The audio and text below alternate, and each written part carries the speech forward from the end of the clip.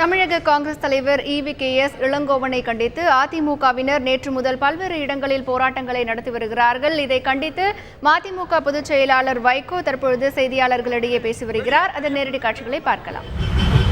நான் 51 வருடமாக அரசியல் இருக்கிறேன். இப்படி ஒரு கூச்சல், ஒரு மிரட்டல் தமிழ்நாட்டு வீதிகளில் கேட்டதில்லை. நேற்றைக்கு நடைபெற்ற சம்பவங்களை இன்று காலையிலே தொலைக்காட்சியிலே பார்த்தேன்.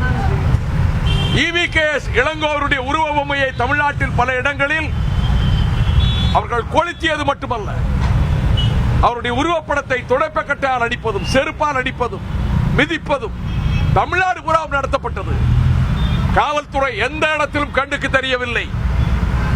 இது என்ன தமிழ்நாடா அல்லது ஹிட்லரினுடைய நாஜிகளின் ராஜ்யமா?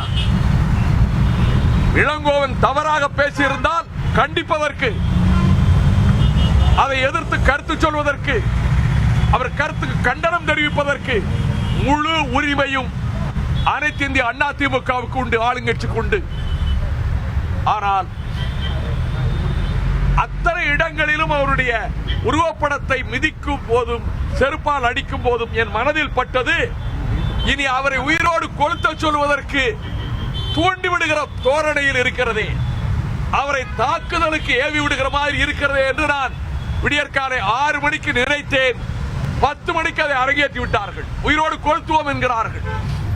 நான் தமிழ்நாட்டில் உள்ள அனைத்து அரசியல் கட்சிகளுக்கும் சொல்லுகிறேன், பாரதிய ஜனதா கட்சி அலுவலகத்தை அன்றைய ஆளுங்கட்சி தாக்கியது.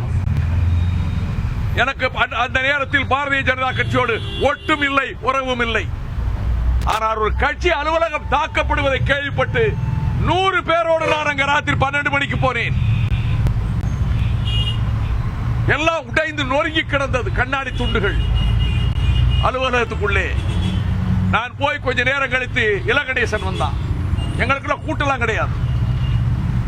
அன்றைக்கு மதிமுக அலுவலகத்துக்கு முற்றுகை போட போக சொல்கிறோம் போது எப்படி பக்கத்தில் இருக்கக்கூடிய முஸ்லீம் ஹோட்டலுக்கு பக்கத்தில் அனுமதி கொடுத்தாங்க? போலீஸ் சொல்கிறது அனுமதி கொடுக்கல. ஆனா ஜெயா டிவியில சிவசேனை எங்களுக்கு எதிர்ப்பு கட்சி அல்ல, அவங்க கொள்கை எனக்கு பிடிக்காது. பால் தாக்கரே 3 முறை என்னை நேரில் வர சொல்லி, சுரேஷ் பிரபு அழைத்து வர சொல்லி விடுதலை புலிகளுக்கு ஆதரவாக இடத்திலே பேசினார்.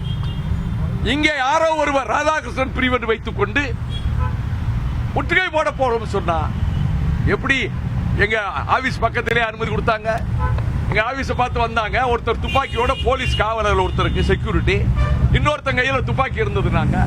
எங்க ஆட்கள் பிறகு கையில கட்டை எடுத்துட்டு போகாம என்ன செய்வாங்க? துப்பாக்கியோட வர்றான்னா ஓடி போயிட்டாங்க. நான் எல்லா பிரச்சனையும் சொன்னேன், போகட்டும். ஒரு கட்சி ஆபீஸ் அட்டாக் பண்ண போறத இன்னைக்கு போய் நேற்று சத்தியமூர்த்தி பவனை அடிச்சிருக்காங்க, நேம் போர்டை உடைச்சிருக்காங்க, சோடா பாட்டில் கல்ல உள்ள விட்டு வச்சிருக்காங்க. என்ன செய்யுது போலீஸ்? மெட்ராஸ்ல போலீஸ் கிடையாதா? போலீஸ் போர்ஸ் கிடையாதா? நான் டிஜிபியா சொல்றேன், இன்டெலிஜென்ஸ் சீஃப் டேவிட்சனுக்கு சொல்றேன், you are playing with fire. ஜனங்கள்ட்ட இப்படி கலகம் ஏற்படுத்த முயன்றா இது ஒன்று ஜெர்மனி, நாசி ஜெர்மனி இல்ல. எனக்கு காங்கிரஸ் உடன்பாடு கிடையாது. காங்கிரசின் பல கொள்கைகளை கடுமையாக எதிர்ப்பவர்.